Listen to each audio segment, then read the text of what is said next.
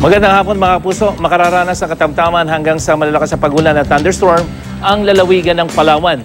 Kaya naman pinag-iingat ng Pag-asa ang mga residente doon sa posibleng flash flood at landslides. At ayon sa ahensya, yan ay dahil sa low pressure area na huling namataan 158 kilometers yan sa may hilagang silangan ng Puerto Princesa, Palawan. At base sa wind map ng Weather Central, posible pa itong lumakas habang nasa may West Philippine Sea.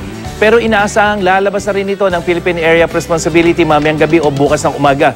Dahil naman sa convergence o pagtatagpo ng naturang hanging daladala ng LPA at ng hanging amihan, ayon sa Pag-asa, makararanas ng mahina hanggang sa katamtamang ulan at thunderstorm ang Central Luzon, nalalabing bahagi ng Southern Luzon, kasama na ang Metro Manila.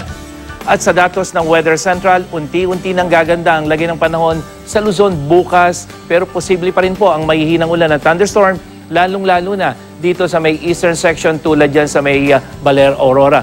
Gayon din ang maranasan sa Eastern Visayas pero magiging mas makulimlim ang langit dito sa Central Visayas, lalo na po dyan sa may Cebu.